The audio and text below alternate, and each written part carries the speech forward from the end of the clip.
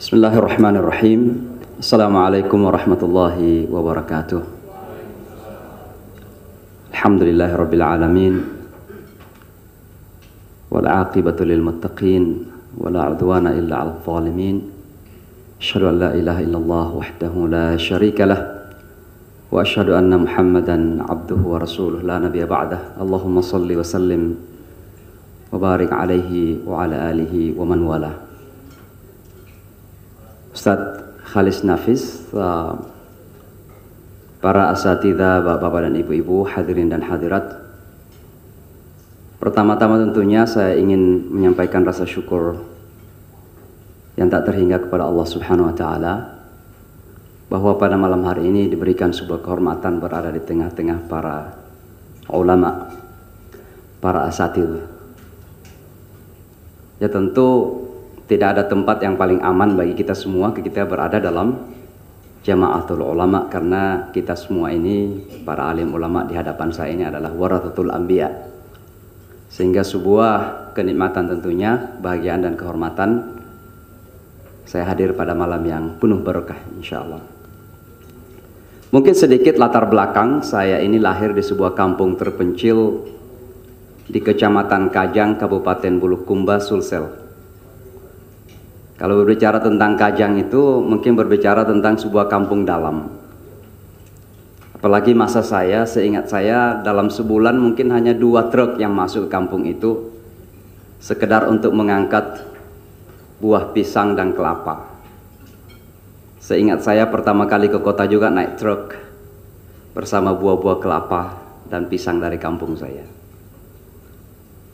Entah karena memang itu cara Allah memplanning, memprogramkan seseorang, saya tumbuh besar menjadi seorang anak yang nakal, sering berkelahi.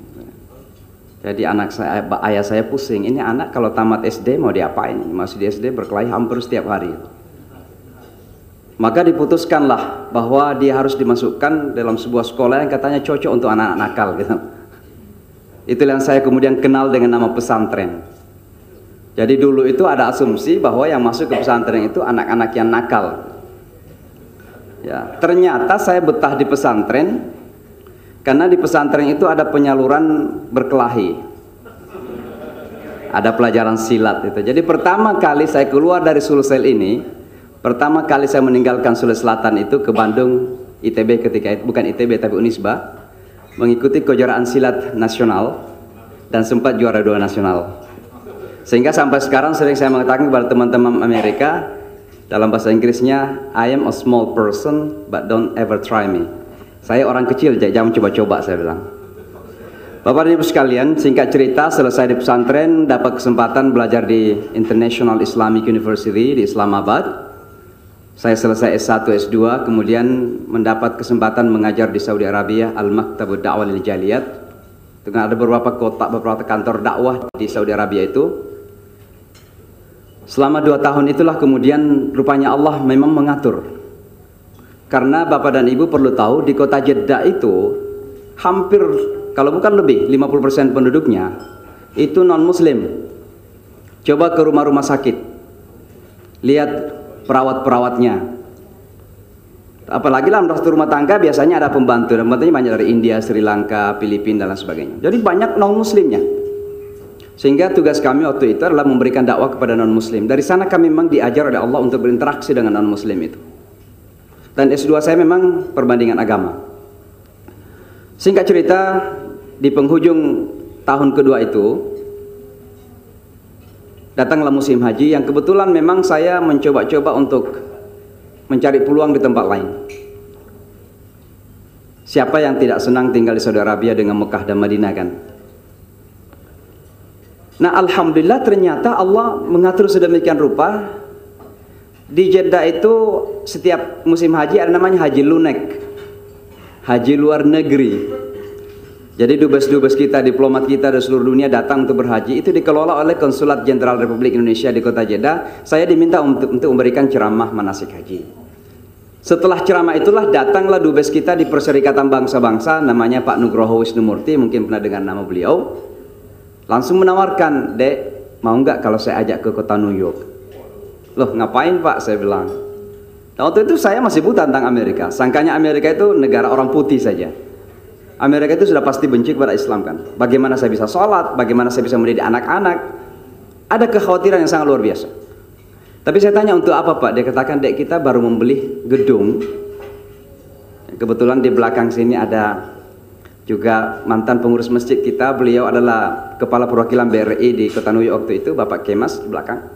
Kita baru membeli sebuah gedung dan kita sudah menjadikannya masjid, tapi kita perlu imam. Maka saya katakan kalau memang tujuannya adalah menjadi imam di masjid, alhamdulillah saya siap.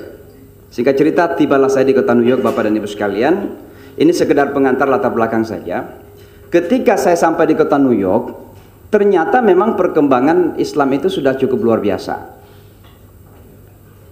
Dan rata-rata perkembangan orang Islam karena emigran. Walaupun memang harus disadari bahwa pemahaman orang-orang Amerika tentang Islam itu dari dulu pun begitu sangat buruk.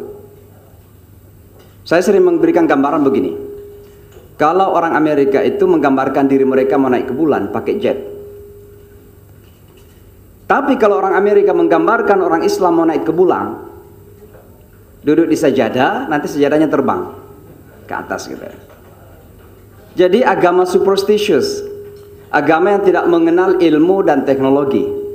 Mereka buta sejarah. Atau misalnya digambarkan dalam karikatur orang Islam itu, ini di barat ini. Dan ini dipelajari di buku-buku, di public school, di sekolah umum itu. Atau digambarkan orang Islam itu seseorang yang memakai jubah, sorban besar, dengan pedang terhunus di samping onta. Kalau bicara tentang onta ya padang pasir terbelakang, tidak terdidik. Artinya apa? Muslim itu Middle Eastern, yang tidak terdidik, taunya berkelahi, tidak menghormati hak asasi manusia, tidak menghormati wanita dan seterusnya dan seterusnya. Ini Islam diidentikan seperti itu. Dan itu jauh sebelum terjadi 11 September. Maka ketika saya datang, masjid kita sangat sederhana dari gudang. Sekitar beberapa blok dari sana ada satu gereja. Tapi sebelum itu yang saya lakukan adalah, atau kita lakukan karena ada pengurus masjid di sini, adalah mencoba mengetuk tetangga-tetangga kita itu pintu-pintunya kita ketuk. Islam pun belum pernah keluar dari mulut kita. Cuma sekedar mengatakan we are your neighbors, kita tetangga Anda dan kita ingin bertetangga dengan baik. Bahkan terkadang kita memakai ayat Bible gitu. Bukankah dalam Bible dikatakan bahwa cintailah Tuhanmu dengan segala daya dan cintailah tetanggamu. Jadi kita ingin menjadi tetangga yang saling menyayangi, kira-kira begitu. Belum berbicara tentang Islam. Beberapa saat kemudian kita melakukan apa yang disebut dengan open house. Kita undang mereka datang, kita siapkan minuman, makanan kecil-kecilan. Ternyata orang Amerika itu salah satu karakternya adalah orang yang sangat bersahabat, friendly, tapi individualistik. Artinya apa? Dia kalau kita ketemu pertama mengatakan hey good morning, how are you, apa kabar, tersenyum dengan mudah gitu. Tapi terkadang nggak mau kenalan gitu loh. Bertahun-tahun bertetangga dia nggak kenal tetangganya. Jadi friendly tapi tidak mau saling berkenalan secara dalam karena ada namanya privacy di Amerika itu. Maka begitu kita undang datang, kita siapkan makanan-makanan kecil. Kan orang Indonesia kalau kumpul nggak makan nggak sah itu biasanya. Ya alhamdulillah malam ini makanannya luar biasa itu. Kalau kita kumpul nggak ada makanan nggak sah itu. Kita siapkan makanan kecil, ternyata senangnya sangat luar biasa. Belum kita ngomong mengenai Islam. Hanya sekedar kita mengucapkan welcome dengan senyuman, dengan kata-kata yang lembut, tersenyum, memperlihatkan karakter yang benar. Mulailah mereka bertanya, kamu ini siapa, ini apa? Karena masjid-masjid di sana itu rata-rata gedung biasa, nggak ada kubah, nggak ada menara gitu. Dari rumah kadang, dari gudang seperti masjid kita, masjid Indonesia ini. Dia bertanya, ini apa? Kamu siapa? Mulailah kita mengatakan, oh maaf, this is a Muslim church. Kita memakai church gitu. Ini gerejanya orang Islam. Oh begitu, iya, a house of worship, rumah ibadah itu loh. Sebab kalau kita mengatakan masjid, ya kan mubazir kata kan, mereka juga nggak paham itu masjid itu apa. Jadi kita mengatakan Muslim church. Lalu dia bertanya, Muslim church itu apa? Itu namanya masjid dalam bahasa Arab. Masjid itu artinya tempat sujud. Sujud itu artinya beribadah kepada pencipta kita. Mulailah mereka bertanya, siapa kamu? Kita Muslim. Oh siapa itu orang Islam? Orang Islam itu pengikut Muhammad. Siapa Muhammad? Oh yang menerima wahyu dari Tuhan, namanya Al-Quran. Al-Quran itu apa? Mulai di sana terjadi dialog itu. Singkat cerita Bapak dan Ibu sekalian, kita tidak memulai dakwah dengan berceramah tentang Islam kepada mereka. Ada beberapa alasan. Pertama, di belakang kepala mereka kebencian yang mereka tidak sadari kepada Islam itu luar biasa. Kebencian yang mereka tidak sadari. Saya underline, saya garis bawahi kata tidak sadari. Mereka membenci tapi tidak tahu sesungguhnya. Tidak tahu. Saya mau kasih contoh barangkali yang paling terdekat. Orang yang terkenal di Amerika Serikat salah satunya adalah Donald Trump kan. Jadi beberapa tahun yang lalu Donald Trump itu mau coba-coba untuk menjadi kandidat presiden dari Republikan. Baru mau jadi kandidat, ditanya oleh Fox News, menurut Anda Islam dan Muslim itu bagaimana? Dia katakan Islam dan Muslim itu sangat problematik. Loh, saya kan waktu pertama datang dari awal ini yang saya tadi terputus pembicaraannya, sudah membangun komunikasi dengan agama lain ini. Tersinggung saya. Apa masalah saya bilang. Saya kok bisa membangun persahabatan dengan tetangga-tangga, bahkan dengan pendeta-pendeta kok dianggap kita bermasalah. Maka saya minta kepada salah seorang teman namanya Russell Simon supaya tolong diatur pertemuan. Russell Simon ini adalah raja hip hop. Kebetulan beliau beragama Buddha, Afro-American. Beliau setuju. Ternyata kita diterima dan ternyata Donald Trump itu beda kalau kita lihat di TV. Beliau ramah, keluar di pintu menyambut kita dengan senyuman. Tapi ketika menerima kita, dia salaman dengan Russell Simon, dia masih ngeliat-liat di mana imamnya gitu loh. Kenapa selain saya pendek, rendah gitu, nggak kelihatan barangkali, ya juga mungkin belum percaya kalau ada yang namanya imam itu orang yang mukanya lain gitu. Kenapa Bapak dan Ibu? Karena stereotip, sekali lagi stereotip Islam di Barat itu adalah Arab, sehingga sering saya mengatakan kalau non Arab itu ya imannya kurang gitu. Dan ini salahnya juga kita orang Islam, kadang kita yang membuat stereotip untuk diri kita sendiri. Kita merasa bahwa kita kalau nggak ke Araban itu ya Islamnya kurang gitu. Nah ini kan stereotip yang kita buat pada diri kita sendiri. Sehingga ketika Russell Simon mengatakan ini imamnya, dia ketawa dia. Kita sudah duduk di kantornya, dia ketawa. Kenapa ketawa? Dia katakan saya tidak pernah bermimpi akan ketemu orang Islam yang biasa tersenyum. Loh, ditanya kenapa? Dia bilang kan yang saya lihat di TV itu orang Islamnya suka marah-marah, mau jauh berkelahi saja. Itu yang saya pahami. Maka ketika bertemu dengan seorang Muslim, imam lagi kok bisa tersenyum, katanya aneh. Lalu apa saya katakan? Saya katakan Mr. Donald Trump, sungguh saya juga kalau melihat Anda di televisi itu, saya lihat Anda itu angkuh dan arogan. Ada show-nya namanya Apprentice, You Are Fired, ya kan gitu ya. Anda angkuh dan arogan. Tapi ketika saya bertemu dengan Anda, saya bilang Anda begitu sangat ramah, menyambut kita di pintu. Kalau saya mengambil kesimpulan tentang orang yang besar seperti Anda dari satu TV, alangkah naifnya saya ini. Maka saya katakan kalau Anda juga menyimpulkan 1,6 miliar manusia dari satu televisi, sungguh naifnya Anda itu. Sejak itu dia nggak pernah ngomong lagi mengenai Islam. Ini yang saya maksudkan bahwa Amerika itu kadang benci karena memang tidak sadar dan tidak tahu. Nah, singkat cerita Bapak dan Ibu sekalian, di masjid kita tadi ini sudah mulai datang non-muslim dengan sendirinya. Entah datang cari kue lagi atau tidak saya nggak tahu. Tapi paling sering lagi datang gitu loh. Nah, ini yang pertama kami lakukan. Yang kedua kami lakukan, saya melihat bahwa penting untuk kita membangun komunikasi dengan agama lain juga. Maka ada namanya Church Sunnyside, kita di Astoria namanya, ada Sunnyside, ada gereja di sana. Saya pertama kali datang. Ketika saya datang, pendetanya itu gembiranya sangat luar biasa. Saya katakan kok gembira banget. Tentu dalam bahasa Inggris ya, nggak bahasa Betawi lah enggak. Beliau bilang, saya sudah lama katanya mau berkenalan dengan orang Islam. Saya bilang, kenapa nggak datang di masjid? Kan ada masjid di sana. Dia bilang saya udah tahu ada masjid, tapi saya juga membaca katanya kalau kami ini dianggap najis, jadi tidak pure, kotor gitu. Sehingga kami nggak berani datang ke masjid. Apa saya mau diterima atau jangan-jangan kami justru diusir gitu loh. Nah sekarang seorang imam datang ke gereja ini, dia gembiranya sangat luar biasa. Nah singkat cerita Bapak dan Ibu sekalian, dia sendiri bawa jamaahnya ke masjid, dan dari sana kemudian seringkali ada jamaahnya yang datang ke masjid.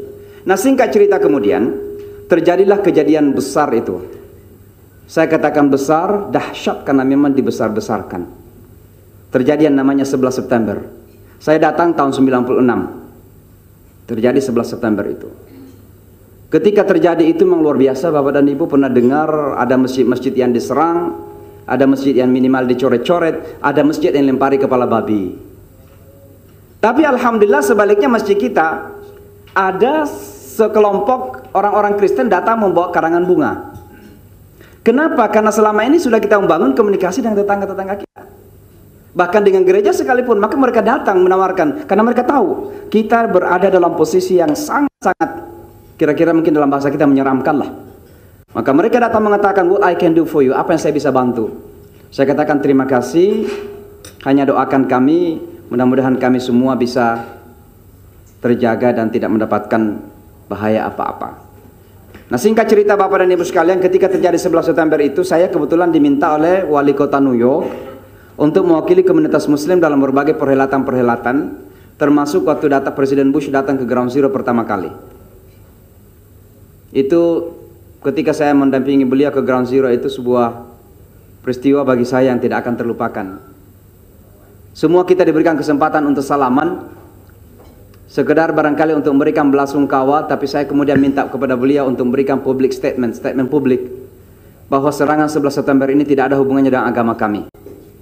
Ternyata Presiden Bush menerima itu, ada di YouTube. Keesokan harinya datang ke Islamic Center di Washington DC, kami di New York, datang di Washington DC dan menyampaikan persis seperti yang saya sampaikan tadi itu, tolong dikatakan bahwa ini tidak ada hubungannya dengan agama. Maka dia mengatakan bahwa Islam itu adalah agama yang damai walaupun ada orang Islam yang tidak damai. Tapi kemudian saya menyampaikan dua hal lagi, yaitu bahwa Allah itu, Tuhan itu bersama dengan kebenaran dan keadilan. Nah Bapak dan Ibu sekalian, saya ingin persingkat saja supaya kita dialog. Beberapa hari kemudian, Imam Islamic Center, namanya Dr. Muhammad Jamiah, dia sekretarisnya Syekh Al-Azhar sekarang, itu ditanya oleh New York Times, menurut Anda siapa yang menyerang WTC ini? Siapa yang melakukan serangan teroris ke WTC? Entah apa tiba-tiba jawabannya itu langsung saja, siapa lagi kalau bukan Yahudi? Nah kita perlu ingat, tidak ada konsentrasi komunitas Yahudi terbesar di luar Israel daripada New York itu. Bahkan ada yang mengatakan New York sesungguhnya lebih kuat daripada Tel Aviv. Karena uang-uangnya mengalir ke Tel Aviv itu juga banyak dari New York. Marahlah orang Yahudi. Kota New York itu kan pusat kota orang Yahudi, marah orang Yahudi. Setiap hari datang di demo masjid itu. Namanya Islamic Cultural Center yang lebih dikenal dengan 96 masjid terbesar di kota New York. Ketika boleh ada demo hampir tiap hari, nggak tahan atau takut, dia minta maaf kepada orang Yahudi. Dalam sebuah khutbah Jumat. Ketika dia minta maaf, ada teman-teman kita yang keras-keras ini di demo juga. Jadi demo orang Islam, demo orang Yahudi, kanan kiri, akhirnya nggak tahan pulang ke Azhar. Saya kejatuhan durian lah ketika itu. Karena saya memang tadinya sudah sering mendampingi kantor wali kota, pernah membaca Al-Quran di Yankee Stadium dan lain sebagainya. Maka saya kemudian diminta untuk menggantikan beliau menjadi imam di masjid terbesar di kota New York. Ketika saya menjadi imam, ada 3 hal yang saya lakukan. Yang pertama adalah membangun komunikasi yang baik dengan pemerintah setempat. Ada teman-teman kita khususnya yang dari Timur Tengah selalu mengatakan, ngapain kita kerjasama dengan pemerintah Amerika, kan kafir. Tinggal di negara Amerika, tapi merasa bahwa kita nggak perlu mendengarkan pemerintah setempat. Ini sangat berbahaya. Kenapa? Kita mau membangun masjid, kita mau renovasi masjid, kita mau memperbaiki masjid, kan harus ada izin. Kalau di Indonesia mungkin tidak perlu izin, barangkali boleh saja, tapi di sana memperbaiki pintu saja harus minta izin. Jadi kalau nggak ada komunikasi dengan pemerintah setempat, bagaimana kita bisa bergerak? Dan alhamdulillah hasilnya sangat luar biasa. Jadi kalau selalu melihat foto saya bersama Bloomberg, itu bukan diada-ada. Memang saya sengaja membangun komunikasi dengan Michael Bloomberg, wali kota New York ketika itu. Sehingga kami diminta untuk mendidik NYPD, kepolisian New York, apa yang disebut dengan cultural sensitivity training. Melatih mereka akan cultural sensitivity, supaya sensitif dengan kultur Islam. Kalau masuk ke masjid bagaimana? Kalau ketemu perempuan Islam bagaimana? Kalau mau salaman terus orang Islam menarik tangannya, apakah itu artinya penghinaan? Itu kan semua kita sampaikan kepada mereka kan. Ini penting. Jadi itu yang pertama yang saya lakukan. Nah ada teman-teman yang mengatakan, wah ini mungkin sudah kerjasama dengan intelijen apa segala macam, nggak apa-apa. Itu biasa. Yang kedua, saya terus menerus membangun komunikasi dengan agama lain ini. Termasuk mohon maaf, dan ini mungkin bisa kita diskusikan nanti. Karena ketika saya menyebutkan kepada teman-teman muslim ini kan terkadang telinga kita ini gatal. Termasuk dengan komunitas Yahudi tadi itu. Saya membangun komunikasi dengan mereka, dialog dengan mereka. Tapi yang ketiga yang saya sebutkan adalah membuka kelas khusus untuk non-muslim. Islamic Forum for Non-Muslim. Ada teman-temannya dari Hidayatullah, mungkin pernah saya dulu sering menulis cerita-cerita mu'alaf di hidayatullah.com.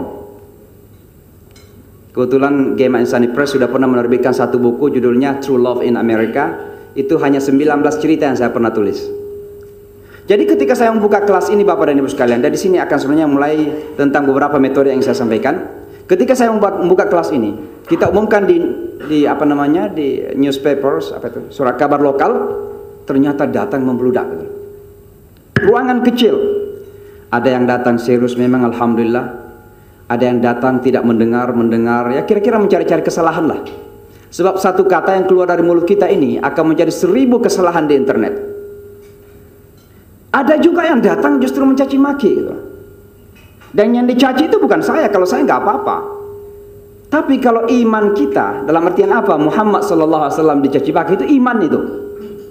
Siapa yang menghina Nabi kita, siapa yang mencaci memaki Nabi kita, itu kan memaki iman kita. Asyhadu an la ilaha illallah, asyhadu anna Muhammadar Rasulullah. Kan marah juga kita kan? Apa yang kita lakukan? Ada satu orang yang pernah datang, seorang laki-laki, dia semua ucapkan, Nabi itu perampok, Nabi itu ngawining anak-anak, Nabi itu pembunuh, semua. Dia berdiri depan pintu. Setelah itu dia pergi, saya bilang kepada teman-teman yang mohon maaf saya mau keluar dulu sebentar. Saya ikutin dia, saya katakan, sir, ini dalam hati saya sebenarnya marah juga. Tapi terus terang saja ketika itu saya kemudian membayangkan. Saya bertanya pada diri saya, kalau seandainya Nabi ada di situ, lalu beliau dicaci maki, lalu beliau dikatakan sahirun, majnun dan lain sebagainya, apa kira-kira Nabi akan nonjok dia? Ada enggak yang pernah membaca dalam sirah Nabi bahwa Nabi pernah dikatakan itu menonjok orang? Kalau ada tolong tunjukkan. Maka ketika saya marah dan ingin mulai keluar kata-kata kasar ini, saya bukan malu pada dia, tapi saya malu kepada Rasulullah SAW. Akhirnya saya katakan, sir, dia berbalik. Saya katakan boleh sekedar jabat tangan, saya bilang. Kita jabat tangan, saya tersenyum, saya bilang thank you so much sudah datang, terima kasih banyak. Lalu kita berpisah. Minggu depannya datang lagi, setiap hari Sabtu ini datang lagi dia. Saya justru yang heran, kok datang lagi? Jangan-jangan datang lagi ngutuk-ngutuk gitu. Ternyata apa dia katakan, saya tanya kenapa datang lagi, saya tanya. Beliau bilang, saya kok dalam beberapa hari terakhir, malam terakhir ini saya nggak bisa tidur, kurang tidur. Saya sering mengatakan kalau di Kajang itu gudang-gudangnya keras. Jadi, tapi saya nggak guna-gunai dia. Rupanya orang Amerika itu karakter yang kedua setelah yang bersahabat tadi. Karakter yang kedua adalah cepat merasa bersalah. Itu orang Amerika itu. Kalau orang Makassar senggolan di jalan ya tinju dulu baru minta maaf. Tapi kalau orang Amerika senggolan di jalan pasti akan mengatakan I'm sorry sir, excuse me, mohon maaf. Cepat dia minta maaf. Kenapa cepat merasa bersalah? Akhirnya orang ini merasa bersalah, dia nggak bisa tidur. Datang lagi di kelas. Singkat cerita Bapak dan Ibu, 6 bulan dia belajar Islam, dengan izin Allah dia masuk ke dalam agama ini. Dari benci, mencaci maki Rasulullah SAW kepada jatuh cinta dan memeluk agama ini. Sekarang sudah menjadi seorang Muslim yang baik. Bapak dan Ibu sekalian, itu barangkali landasan yang pertama yang saya sebutkan dengan akhlakul karimah. Tapi sebenarnya saya ingin memulai bahwa dakwah yang kita lakukan ini adalah dakwah dari hati yang paling penting. Ketika kita berbicara, tolonglah para duat kita ini berbicara dari hati. Dan apa maksudnya hati itu? Hati itu identik dengan kasih sayang dan cinta. Sehingga kita menyampaikan Islam ini dengan bahasa yang cinta, dengan bahasa yang kasih, itu akan berdampak kepada hati manusia-manusia di sekitar kita. Rasulullah SAW tidak terlalu filosofis kalau ngomong ya, tidak panjang-panjang, tidak juga dengan suara yang keras-keras yang kira-kira pakai mikrofon ini setan-setan memang lari terbirit-birit gitu. Biasa-biasa saja suara beliau itu. Tapi beliau itu berbicara dari hati. Sehingga kita ingat bagaimana dampak omongan beliau kepada seseorang. Ketika seorang anak muda yang datang kepada beliau minta izin kepada Rasulullah, dia katakan, ya Rasulullah, saya cinta Allah, saya cinta engkau ya Rasulullah, saya ingin menjadi muslim yang baik, tapi tolong saya diizinkan satu hal. Ditanya oleh Rasulullah, apa itu? Dia katakan, izinkan saya berzina ya Rasulullah SAW. Coba bayangkan, Umar yang ada di sekitar Rasulullah SAW ketika itu kan kita kenal Umar sudah hampir mukul orang itu. Ya, mungkin dalam bahasa kita Rasulullah mengatakan mahlan ya Umar, slow down Umar, pelan-pelan. Lalu Rasulullah mengatakan dekat-dekat kamu ke sini. Lalu kemudian beliau bertanya, ada ibu, ada saudari perempuan, ada tante, ada. Mau nggak kalau orang lain melakukan itu pada tantemu, ibumu atau saudaramu? Dia kata tidak ya Rasulullah, saya akan bunuh. Rasulullah mengatakan setiap orang perempuan itu adalah tante, ibu atau saudara. Dan tidak ada orang yang melakukan itu. Rasulullah meletakkan tangan di atas dadanya mendoakan, ya Allah sucikanlah hatinya dan orang ini menjadi salah seorang yang paling saleh di kalangan sahabat Rasulullah sallallahu alaihi wasallam. Kenapa sampai demikian sentuhan Rasulullah? Karena berbicara dari hati. Maka Bapak dan Ibu sekalian, ketika kita berdakwah, tolonglah dilihat bahwa dakwah kita itu memang tujuannya adalah menyelamatkan manusia. Bukan sekedar bahwa Masya Allah kita berdakwah di hadapan ribuan orang, sejuta umat, dan seterusnya, sekedar untuk agar kita memiliki pengikut yang lebih banyak gitu. Umat Islam 1,6 miliar sebenarnya sudah cukup banyak kalau sekedar menambah pengikut. Tapi dakwah yang kita sampaikan ini adalah karena memang hati kita mengatakan mari kita menjadi juru selamat. Mohon maaf saya memakai kata orang yang bisa dipakai ya. Mari kita menjadi juru selamat. Apa maksud saya? Saya kasih contoh lagi. Suatu ketika di kelas saya datang seseorang, anak muda, mungkin umurnya sekitar 30-35 tahun. Dia duduk di pinggir-pinggir, matanya seperti merah, seperti orang marah gitu. Biasanya di penghujung kelas itu saya tanya, ada yang mau bertanya enggak? Enggak ada yang angkat tangan kecuali dia. Lalu saya tanya setelah akhir kelas ya, saya tanya untuk apa pertanyaan kamu? Dia katakan, saya tidak ada pertanyaan, tapi saya mau extra time sendiri. Duduklah kita berdua dalam kelas itu, orangnya tinggi besar. Saya tanya, kenapa Anda mau berdua saja? Jawabannya bukan karena mau belajar, tapi apa yang dia katakan? Saya marah. Ini kan bahaya juga ini berdua di kelas. Tinggi besar, marah lagi. Ya, saya bilang sisa-sisa silat masih bisa berlaku ini. Siap-siap juga. Saya tanya, kenapa Anda marah? Dia bilang, saya ini kok seperti mesin katanya.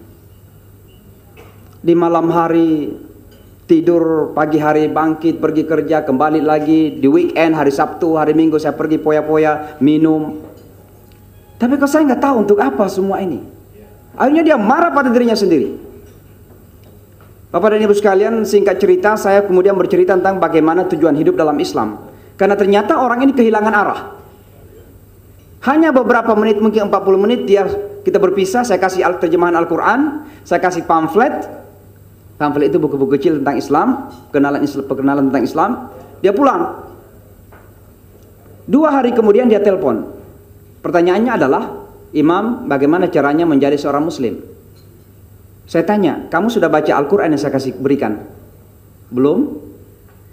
Bagaimana dengan pamflet pengenalan Islam yang kecil-kecil itu? Sudah baca? Belum juga. Loh, alasan kamu untuk masuk Islam apa? Dia katakan, saya suruh renungkan apa yang Anda sampaikan tentang tujuan hidup dan itu cukup bagi saya. Saya katakan, kalau begitu mandilah dan datanglah ke masjid. Singkat cerita, teman ini namanya Matt, biasa dipanggil Matthew. Datang ke masjid dan dia bersyahadat, sekarang sudah punya istri dan sudah berbahagia. Bapak dan Ibu, ini yang saya katakan kita harus menjadi juru selamat. Orang-orang barat sekarang ini hilang. Coba bayangkan, kekeringan spiritualitas sangat luar biasa. Sehingga wajar bahwa agama kedua yang berkembang di barat sekarang ini adalah Buddha. Jangan heran kalau di gedung-gedung tinggi di Manhattan itu, semua di gedung ada ruangan-ruangan khusus untuk meditasi. Kenapa? Karena Buddha itu pemenuhan spiritualitas yang sesaat. Dan mereka mencari. Yang kedua, coba lihat degradasi moral yang sangat luar biasa sekarang ini. Di Amerika Serikat sudah ada beberapa negara bagian yang menghalalkan dalam bahasa kita apa yang disebut dengan perkawinan sejenis itu. Nah, ini terjadi degradasi. Jangan kita membenci. Jangan kita membenci. Justru kita merasa kasihan. Kenapa? Mereka saudara-saudara semanusia kita. Jangan kita ego mau masuk surga sendiri. Dan itu yang saya katakan tadi, bahwa dakwah ini harus dari hati kita gitu. Memang kita masukkan untuk menyelamatkan manusia ini. Kalau sekedar untuk menambah pengikut, sekedar untuk, saya kira tidak sesuai lah. Makanya Al-Quran mengatakan ala basirah, dan kata basirah itu sangat dalam sekali artinya. Karena memang harus bersumber dari nurani kita yang paling dalam. Yang ketiga Bapak dan Ibu sekalian, Dakwah yang kita sampaikan ini harus betul-betul khatibun nasa qadra uqulihim. Dan karakter orang Amerika yang ketiga adalah rasional. Maka dakwah yang dogmatis agak berat untuk bisa diterima oleh orang Amerika. Jangankan orang Amerika, anak-anak kita saja. Anak muslim yang lahir di sana. Coba lihat. Saya baru-baru ini untuk contoh dua anak saya masih yang kecil umur 6 tahun kelas 1, yang kedua umur 8 tahun kelas 3 SD. Jadi kakaknya sholat, perempuan, kita suruh sholat, dia diam gitu. Tanya, kenapa nggak sholat? Dia bilang, saya juga mau pakai kerudung katanya. Karena dia laki-laki dia, mau pakai kerudung. Kenapa mau pakai kerudung? Dia katakan, kenapa dia pakai kerudung? Saya katakan, karena dia perempuan. Loh, kenapa perempuan? Ya, itu diberitakan dalam Islam. Kenapa Islam hanya memerintahkan perempuan pakai kerudung kalau sholat? Jadi dipertanyakan terus-menerus itu. Babi, ada anak remaja pernah datang. Dia katakan, kenapa babi diharamkan? Saya katakan, itulah Al-Quran. Al-Quran yang mengharamkan. Dia katakan, ya, kalau begitu menurut orang Kristen, ya Bible mengatakan Isa juga anak Tuhan, nggak apa-apa gitu. Walaupun tentu ada pemahaman yang salah kan. Tapi yang pasti orang Kristen mengaku itulah agama yang harus dogmatis kan, harus terima. Jadi saya katakan begini. Anda kalau sedang drive, mengendarai mobil, kalau ada lampu merah berhenti nggak? Katakan berhenti. Saya katakan kenapa berhenti? Dia katakan jangan-jangan tabrakan kan? Saya bilang kalau di tengah malam nggak ada mobil dari arah yang sama, Anda lewat saja lampu merah. Dia katakan tidak. Loh kenapa? Jangan-jangan ada polisi sebelah sana katanya. Saya bilang kalau Anda yakin tidak ada polisi, kira-kira apa? Lewatin saja lampu merahnya. Dia katakan tidak. Loh kenapa? Jangan-jangan ada kamera. Kalau Anda yakin tidak ada kamera, tidak ada polisi, apa Anda labrak lampu merah itu? Dia katakan tidak. Loh kenapa? Ya, memang peraturan begitu. Saya katakan, ya gitulah Al-Quran itu adalah aturan bagi kita. Kalau Anda siap mentaati perintah pemilik kota ini, kenapa Anda tidak mentaati perintah pemilik kota ini yang menciptakan langit dan bumi ini? Maksud saya apa Bapak Ibu sekalian? Ada dua hal. Satu adalah bahwa cara penyampaian kita memang harus betul-betul rasional. Yang ketiga adalah dengan komunikasi yang benar. Makanya kata Rasulullah, khatibun nasa qadra uqulim itu sangat luas maknanya. Dengan komunikasi yang benar yang kira-kira masuk akal, dan juga ada rationality. Ada dasar rasionalnya di situ. Jadi jangan main dogmatis saja. Ada anak remaja baru-baru ini kok nggak mau datang ke masjid. Bapaknya datang kepada saya, dia mengeluh, orang Bangladesh. Saya bilang kenapa? Dia bilang nggak tahu kenapa nggak mau datang. Padahal anaknya itu belajar di hari Sabtu, belajar Islam di hari Sabtu di masjid. Saya katakan kalau begitu saya ada ke rumah, saya ajak anaknya keluar minum teh, lalu saya tanya kenapa nggak mau datang ke masjid. Dia mengatakan setiap saya datang, bukan saya tidak mau datang ke masjid, saya cinta masjid. Loh kenapa nggak datang? Dia katakan setiap kali saya mau datang ke masjid, ayah saya, orang tuanya ini, itu mengatakan pakaian kamu ini tidak Islami. Kenapa? Pakai jeans dan pakai baju kaos kalau ke masjid. Jadi maunya bapaknya itu harus pakaian Bangladesh. Nah anak ini kan lahir di Amerika, besar di Amerika, terdidik di Amerika. Kok disuruh pakaian Bangladesh? Ayahnya merasa risih kalau anaknya ke masjid pakai pakaian baju kaos dan pakai jeans gitu. Sehingga saya sudah menangkap bahwa ternyata ini adalah masalah mengkomunikasikan apa yang kita anggap kebenaran. Nah Bapak dan Ibu sekalian, yang keempat adalah yang namanya bijak. Di dalam berdakwah itu sangat-sangat penting. Dakwah itu kan esensinya mengajak. Ajakan itu artinya ada persuasi, ada nuansa persuasi. Kalau orang diajak kemudian kita ancam. Kalau orang diajak sudah merasa terusir, itu bukan dakwah, itu namanya mengusir. Maka sering kali kita merasa ini berdakwah tapi sebenarnya mengusir orang. Kita mengusir orang. Ada juga anak muda datang ke masjid, dia itu setiap kali datang ke masjid merasa bahwa saya ini kok merasa guilty terus, merasa bersalah. Kenapa? Karena yang disampaikan itu adalah hal-hal yang tidak fundamental. Tapi kalau datang ke masjid harus pakai songkok misalnya. Kalau datang ke masjid, kalau orang Bangladesh itu kan biasanya janggutnya panjang-panjang. Kalau lihat janggutnya tidak panjang atau barangkali dia sudah cukur, ya sudah dikatakan dia menyalahi sunnah dan sebagainya lah. Bapak dan Ibu sekalian, jadi maksud saya adalah harus ada rasa bijak. Dan ini yang pernah terjadi. Ini mungkin satu contoh yang agak ekstrim dan sudah sering saya ceritakan. Beberapa tahun yang lalu, 2 tahun yang lalu tidak salah, ada seorang sopir limo dari Mesir. Lalu dia katakan, Imam, saya ada seseorang yang mau belajar Islam. Saya bilang, suruh saja datang ke masjid. Datanglah dia ke masjid. Ternyata orangnya itu tinggi besar, orang putih nih, pakaian biksu Buddha, ya kayak biksu itu. Tapi kepalanya kan gondol, kepalanya penuh tato. Saya katakan, have you sit? Dia duduk. Saya tanya, agama kamu apa? Karena ini penting ini, komunikasi. Jangan sampai dia orang Hindu, saya ngomong mengenai Nabi Isa, kan nggak nyambung tuh. Jadi penting untuk saya tanya tentang agamanya. Agama kamu apa? Dia katakan, saya beragama Buddha. Apa kamu lahir dalam Buddha? Dalam beragama Buddha? Dia katakan tidak. Saya lahir Katolik. Ketika mulai kuliah dia pindah Protestan. Lalu ketika mulai bisnisnya, dan bisnisnya ala model, dia orang model. Jadi laki-laki model, tinggi besar, gagah, tinggi, model dia. Lalu saya katakan, kenapa mau belajar Islam? Dia katakan, sebagai orang Buddha, setiap kali saya lapar spiritually, hungry spiritually, secara spiritualitas lapar, saya masuk ke dalam kamar, saya tutup mata, meditasi, rasanya cukup, saya puas. Tapi begitu keluar dari kamar, saya tidak punya pegangan apa-apa lagi. Saya ingin agama yang bisa membimbing saya di dalam kamar dan di luar kamar, di malam dan di siang hari, kapan dan di mana saja. In 24 hours, 7 days. Dalam bahasa dia. Mulailah saya kemudian menceritakan tentang Islam sebagai pedoman hidup dalam 24 jam. Baru sekitar 20-30 menit dia potong. Dan ini inti pertanyaan, ini inti yang ingin saya sampaikan. Apa orang seperti saya ini bisa diterima menjadi seorang muslim? Saya kira karena tatonya itu. Dosa-dosa yang pernah dia lakukan sebagai non-muslim.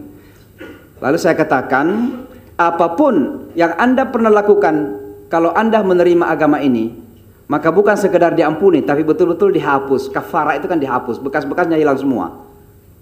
Tapi nampaknya mukanya kok biasa-biasa saja. Seharusnya bergembira gitu. Lalu saya ngomong lagi, saya sambung cerita gitu mengenai pedoman hidup. Dia potong lagi, apa benar saya bisa menjadi muslim, diterima menjadi muslim? Lalu saya heran, saya tanya, kenapa kamu bertanya seperti itu? Dan ini jawabannya. Dia bilang, because I am a gay. Banci. Nah ini kira-kira kalau kiai-kiai kita di kampung mungkin sudah bilang, oh kamu itu ahli neraka, pengikut Lot, Lut itu, umat Lut. Nah, Bapak dan Ibu sekalian, intinya di sini. Lalu saya kemudian diam sejenak, saya lihat dia, saya tanya, sejak kapan Anda merasakan seperti itu? Dia mengatakan, nampaknya ketika saya memulai bisnis model itu. Lalu saya katakan kepada beliau, kalau begitu Anda pernah berubah. Karena Anda pernah berubah, pasti bisa berubah. Pertanyaannya, mau nggak kamu berubah? Dia katakan, diam dulu. Lalu dia katakan, mau.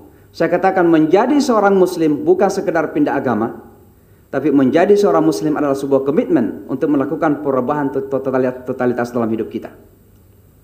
Singkat cerita Bapak dan Ibu, saya salah seorang khatib di PBB, Perserikatan Bangsa-Bangsa. Waktu itu hari Rabu, saya ajak dia hari Jumat ke PBB dan masuk Islam di PBB, Perserikatan Bangsa-Bangsa. Itu ada fotonya di Facebook, kalau ada teman saya di Facebook. Orang tinggi besar. Beberapa bulan kemudian datang Ramadan, dia nelpon. Dia katakan, Imam, thank you so much. Saya bilang, kenapa? Dia bilang, saya tenang betul. Saya berpuasa katanya. Setahun kemudian saya haji, dapat telepon dari beliau. Dia katakan, Imam, saya bilang apa? Dia katakan, saya lagi di Maroko. Loh, ngapain di Maroko? Dia katakan, mau kawin di Maroko. Bapak dan Ibu sekalian, kenapa sampai orang yang seperti ini bisa berubah? Tentu hidayah Allah ya. Tapi hidayah Allah pasti ada penyebabnya. Apapun itu kadang kita tidak tahu. Tapi saya kira salah satu penyebabnya adalah ketika kita merespon dengan cara yang bijak tadi itu. Itulah saya katakan tadi, esensi dakwah itu mengajak. Jangan sampai justru kita merasa berdakwah, tapi mengusir orang.